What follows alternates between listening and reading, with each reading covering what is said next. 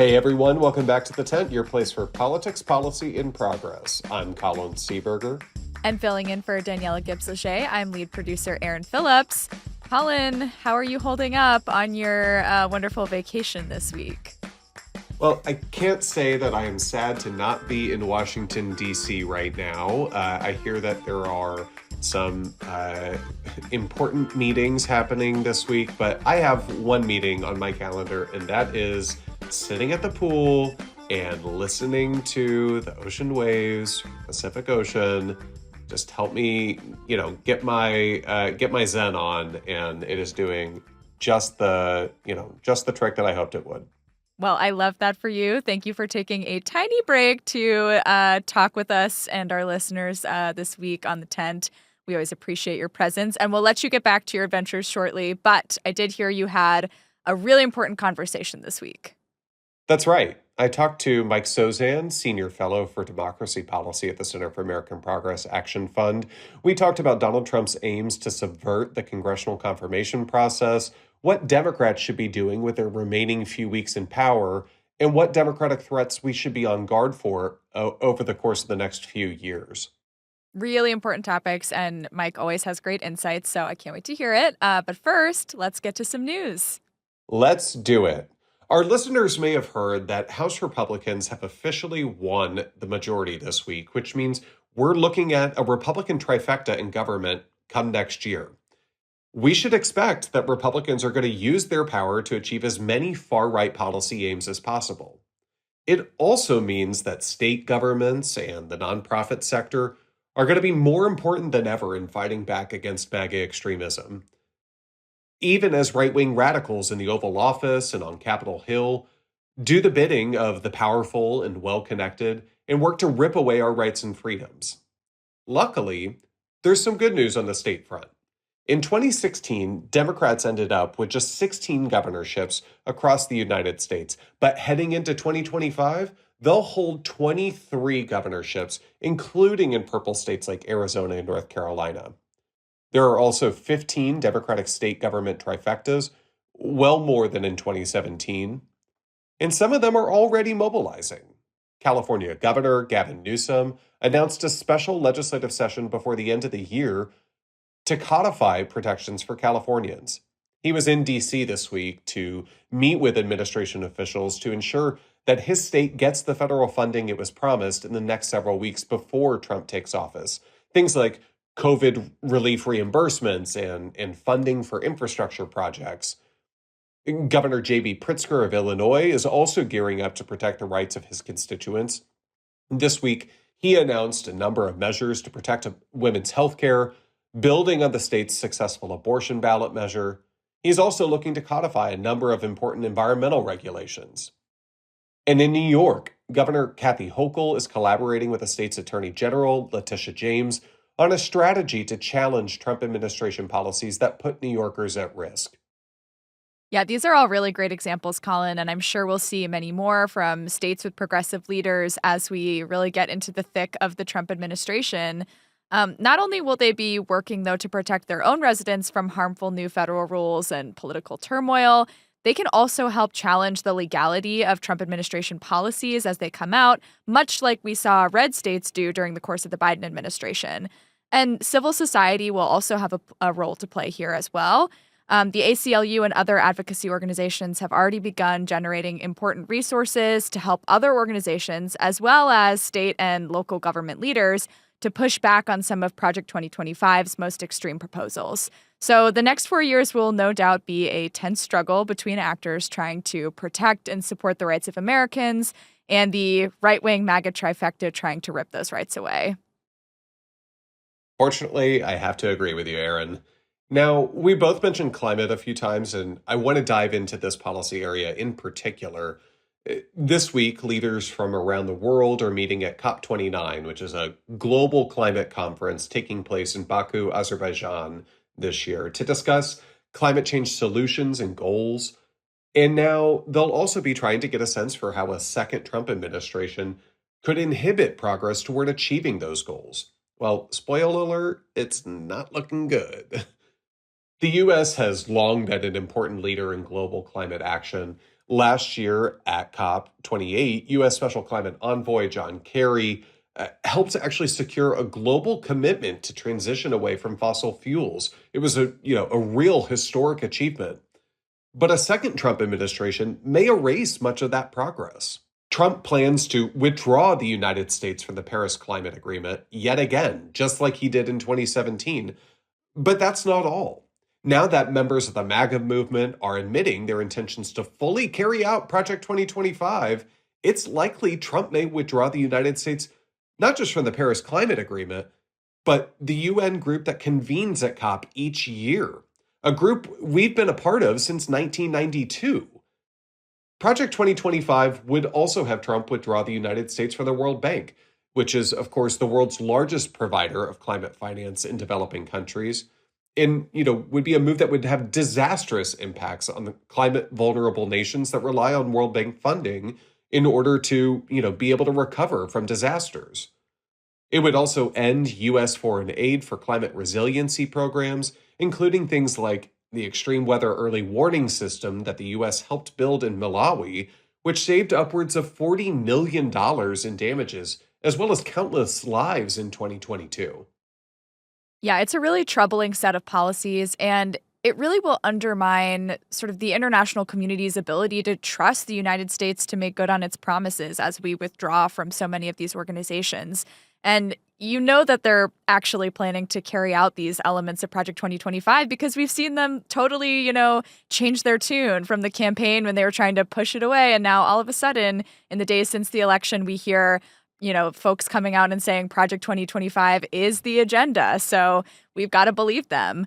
On top of the policies you mentioned, Colin, I'd add that their plan to replace career civil servants with political loyalists is a plan we've talked about many times here on the tent.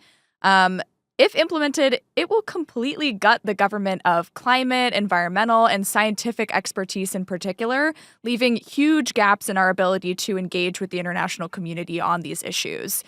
They may also try to use a process called impoundment to withhold congressionally appropriated funding from agencies here at home that run programs they don't like the environmental agencies, as Trump put it on the campaign trail.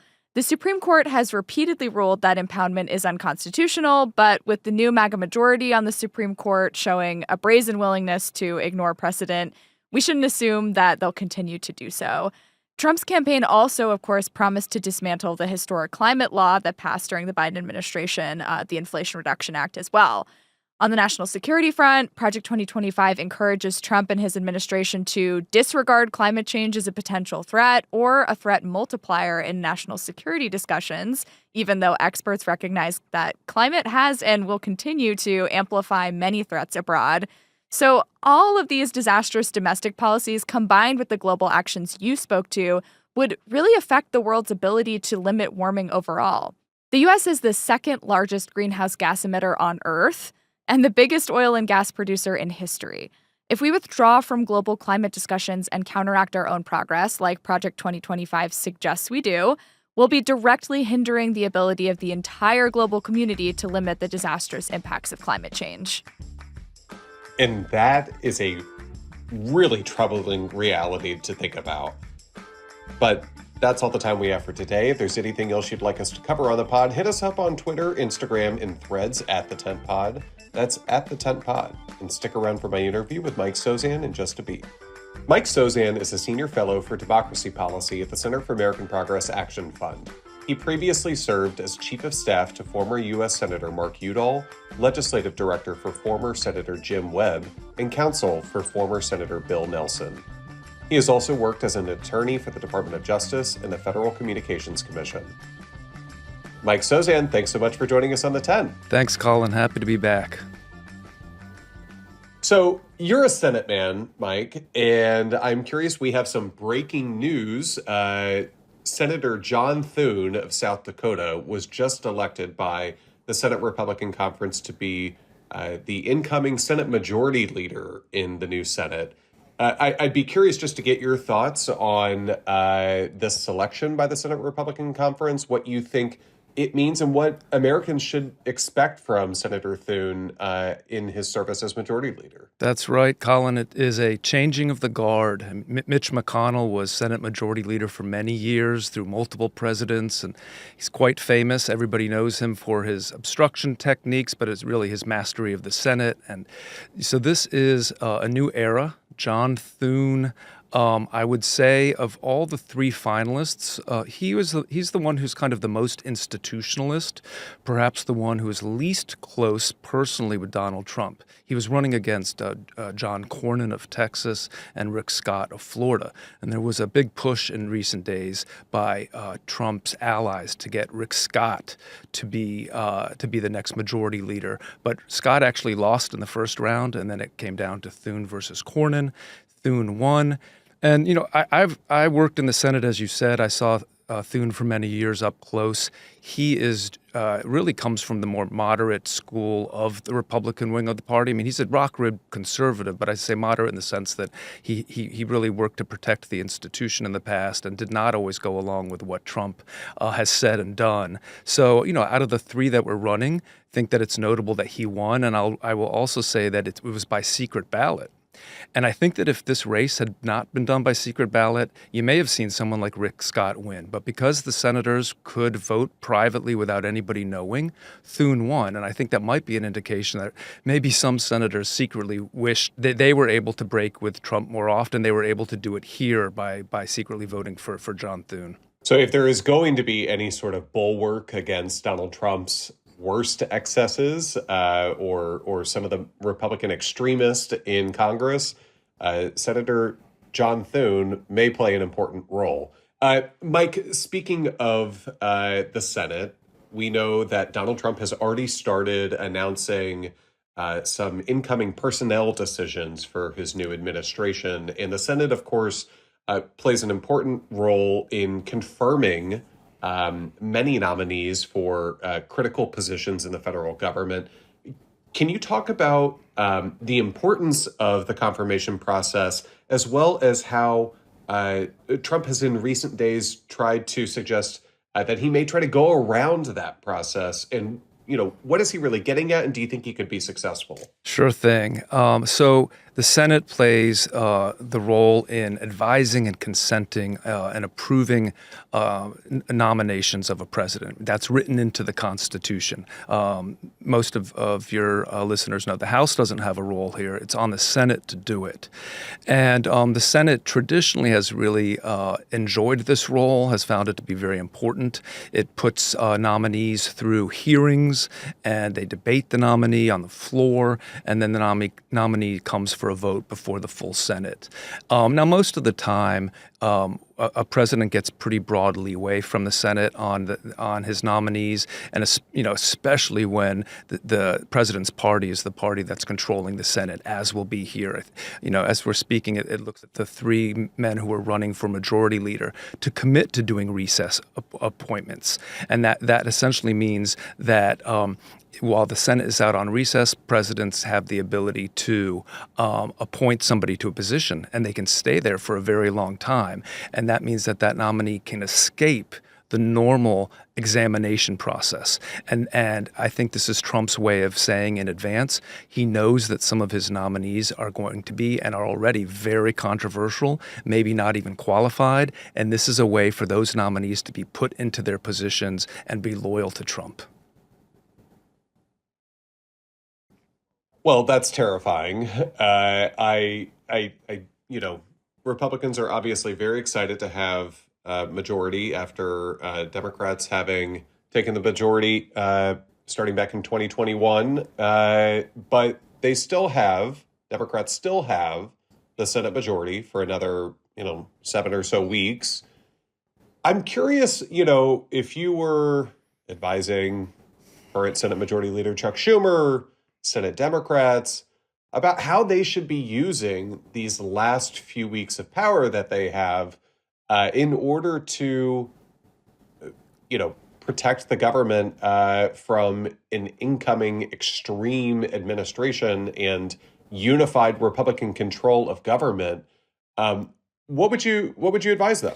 Well, if I were still an aide up on Capitol Hill, I would be advising them to act as aggressively as they can within these last several weeks. We know we have an authoritarian leader coming in. There's no reason that the Democrats should be timid in any way about using every single day that's left to try to set up some guardrails for democracy. Now, of course, we know that they barely have a majority. They've got to rely on people like Joe Manchin, who's still in office right now, to pass legislation on things like making it clear that the military cannot be used against U.S. citizens, for example. But I think that the chances of Republicans cooperating on any legislation are close to zero. So I think, therefore, Schumer probably should focus a lot on getting these last nominees through the process. And I would say keep the Senate in as long as possible, as long as is needed to clear the decks. Lots to do, for sure. Mike, I'm curious, you're a democracy expert. I'm curious, the exit polls in the recent election seem to indicate that democracy was, if not among a top set of issues for voters. And yet we saw, a candidate with a long history of both anti-democratic rhetoric as well as anti-democratic actions when they had power ultimately win. And, I'm curious, where's this disconnect between Americans cherishing our democratic systems and their willingness to, elect a strong man with authoritarian plans and tendencies? Is there a way that Democrats should better be connecting the dots for voters on this issue?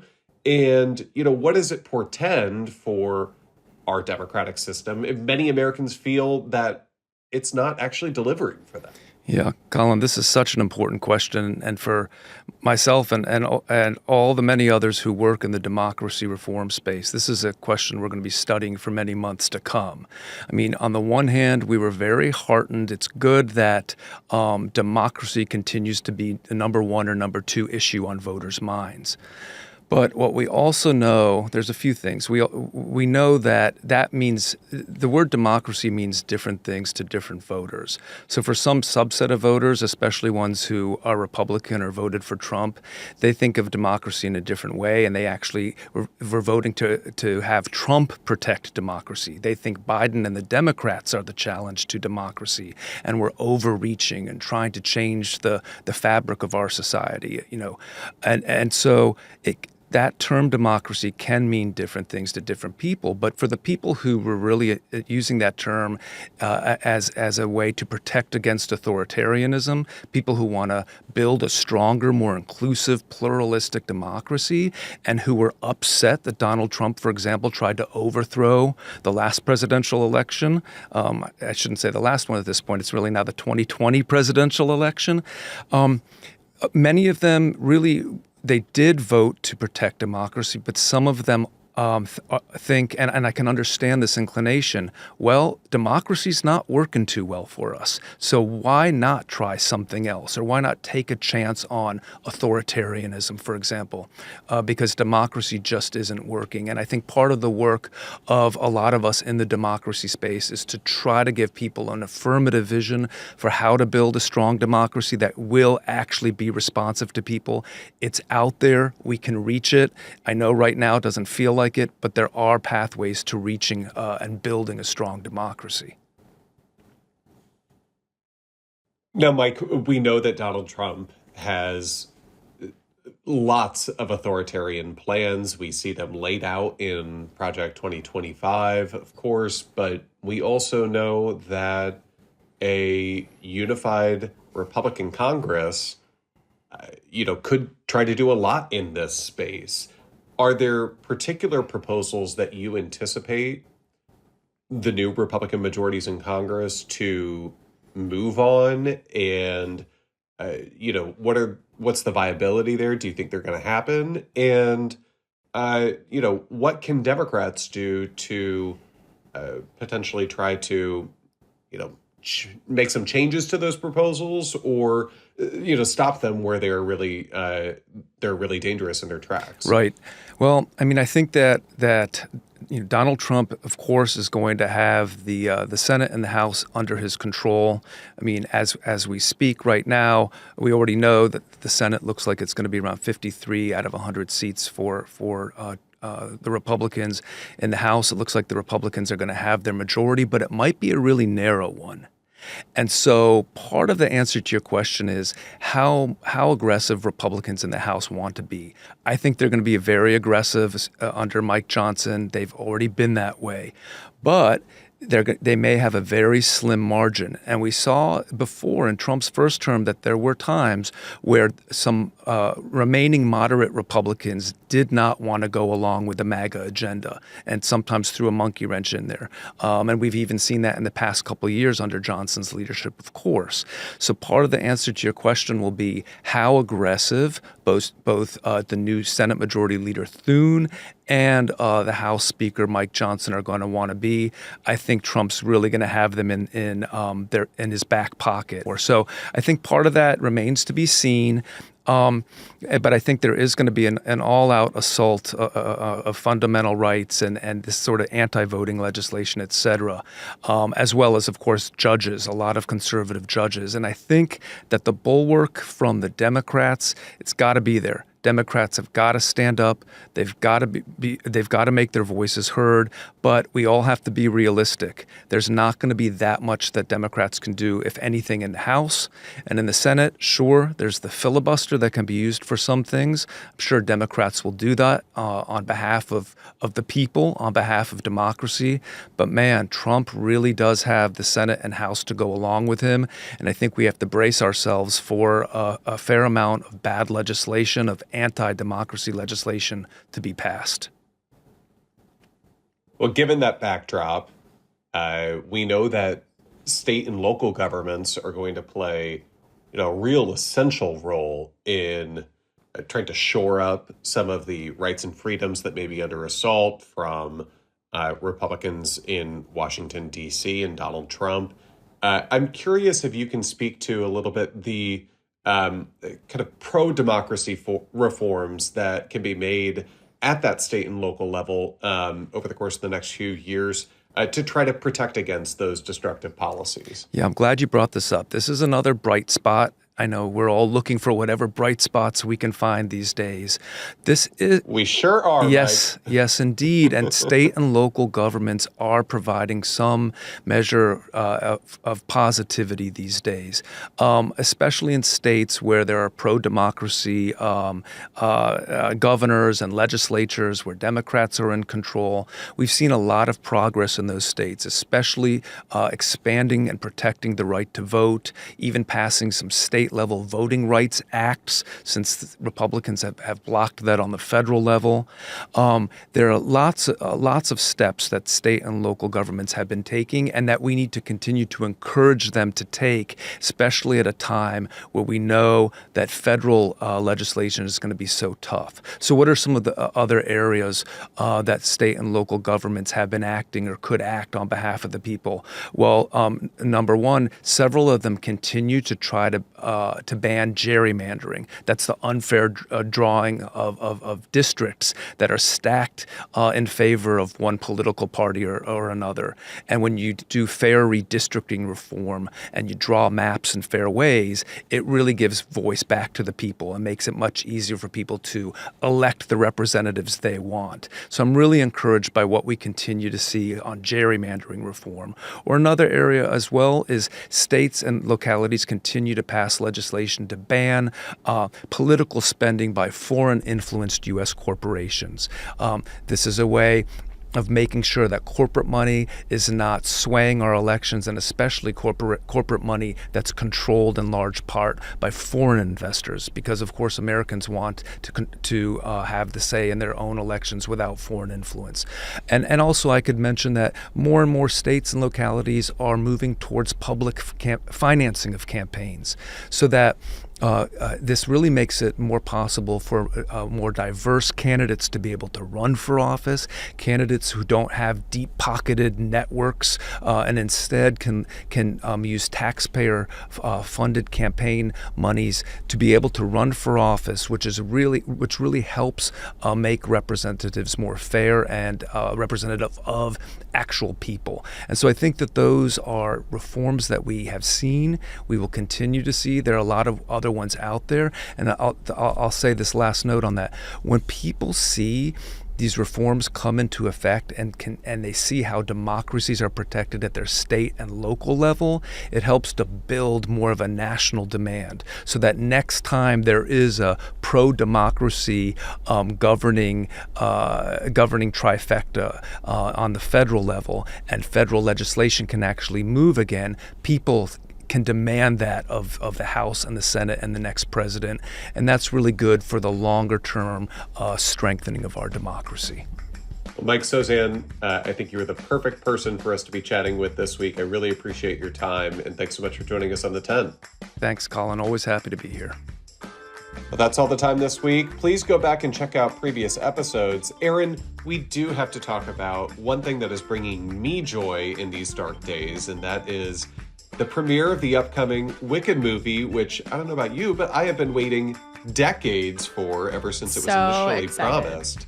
Yes. Yeah. So they actually just had the premiere out in LA a few days back. And I don't know whether you caught the red carpet, but the costumes were fab. Amazing.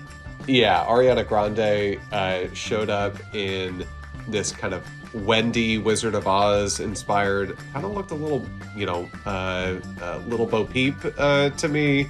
But she also had these glass slippers that were covered in 4,000 crystals. Cynthia Erivo just, always looking fierce, and her nails game was amazing. And then finally, I just gotta say, Jonathan Bailey, we love Jonathan Bailey here on The 10. Daniela would want us to talk about Jonathan Bailey and his ruby red slippers. That she would. Those ruby red slippers, I don't think I could pull it off, but there's nothing that Jonathan Bailey cannot pull off. So exactly. He looked amazing, and I'm just so excited to see this movie in a few weeks. I'm so stoked about this movie. Not even a few weeks. It's like a week and a half around the corner. Yeah, just a week away. And I loved the pictures of both of them, Ariana Grande and Cynthia Erivo, with Idina Menzel and Kristen Chenoweth. I mean, I feel like we all have listened to the soundtrack for a long time. I feel like that's sort of like the thing you bring with you away from the show. Even if you've seen the show live, you listen to the soundtrack over and over again. So those are the OGs. We love to see sort of that generation passing it on to the wonderful people playing them in the movie. So just really excited. I saw the trailer in the movie theater the other day, almost cried. Very stoked about this. But speaking of costumes, Colin, these fabulous red carpet costumes, as people are putting away their Halloween costumes, I've been noticing a lot of other holiday decorations going up very early this year. And I know you have some thoughts on this. So typically I am a strict no, holiday season lights and decorations until after Thanksgiving. But, we're going to make an exception this year. We're all kind of living through some crazy times right now. And so I'm all about it. Put your trees up, hang the lights out front, do the whole thing, and just go to town and have fun. And this year, usually I'm okay, they need to come down shortly after the new year. This year, we are keeping them up until at least Inauguration Day, folks. You've been warned, and please go full bore this year. Listen, I love a holiday display. I will say, in my neighborhood, I think Halloween's a little more popular. The Halloween decorations have not come down necessarily in my neighborhood yet. I know you find this controversial. There's some strikes, that your neighbors are putting on the board. It's a good thing that you have a lenient HOA because that would be a no-go in some neighborhoods. So, Well, we do, it's a quirky neighborhood. We do have one of the like year-round 14-foot skeletons, the Home Depot 14-foot skeletons. Some people put them out year-round. We have one, he's sort of hugging the side of a building, and he gets dressed up for different holidays. So I am like really hopeful for a Santa hat, like a giant Santa hat on him in the coming weeks. That is my one hope for maybe like a blend of my love of Halloween decorations and your love of Christmas decorations. I can get behind that. Well, with that, that's all we've got this week. Please do take some time to recharge, rest up, rejuvenate, connect with the people you love. We're going to get through the next 4 years together and taking care of one another. So, you owe that call to a friend. I know I do. Make the time. Make the call, catch up with folks, and we'll talk to you next week. The Tent is a podcast from the Center for American Progress Action Fund. It's hosted by me, Colin Seaberger, and co-hosted by Daniela Gibbs-Leger. Aaron Phillips is our lead producer and guest host for this episode. Kelly McCoy is our supervising producer, Mishka Espy is our booking producer, and Muggs Leone is our digital producer. Hi Fan, Matthew Gossage, Olivia Mowry, and Tony Pandolfo are our video team. Views expressed by guests at the Tent are their own, and interviews are not endorsements of a guest's perspectives. You can find us on YouTube, Apple, Spotify, Google Play, or wherever you get your podcasts.